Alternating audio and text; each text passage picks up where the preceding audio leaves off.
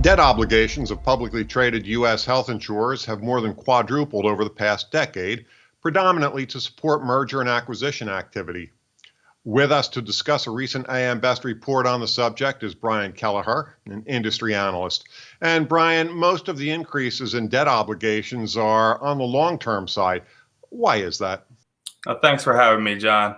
With the persistently low interest rate environment, long-term debt is more appetizing than short-term debt right now because insurers can lock in the low fixed rates rather than with short-term debt, you have to redo the rates every year. So if you're doing short-term, you're putting the insurer at a risk of interest rates increasing. And especially with the Fed saying in the next couple of years, there are going to be some interest rate hikes, you're going to see more insurers taking out debt now in the low environment. Also, this debt has been used to facilitate M&A activity in recent years. What other factors are making M&A attractive right now? Well, M&A has been happening with the health insurers over the last decade, buying other health insurers and increasing vertical integration, also looking to diversify revenue streams with other non-insurance related companies.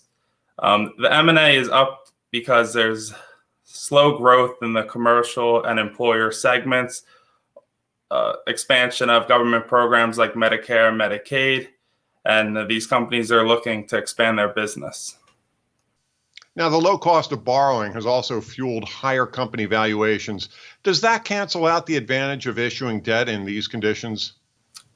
Well, I don't think it cancels out. With any acquisition, these insurers go through an in-depth analysis to determine if the acquisition is going to be beneficial to them, and they'll determine it themselves. But you're seeing with the low debt that valuations are increasing just because there's more competition for the sellers out there in the market right now. Brian, we have to ask about the pandemic. Is COVID-19 driving any of the debt issuance? Yeah, so we did see a majority, around 63% of the debt that was issued in 2020 issued from the middle of March through the second quarter. And more importantly, we saw at the end of the first quarter, short-term debt obligations was at an all-time high of around $25 billion. This is the highest it's been at the end of any quarter over the last decade. So these insurers wanted the cash on hand to pay in case they saw an increase in claims or severity of claims. On the other hand, though, that didn't happen. Utilization dropped drastically. These insurers were put in a good spot. Thanks, Brian. Thanks, John. That was Brian Keleher, an industry analyst. You can find the full report online at ambest.com. For AM Best TV, I'm John Weber.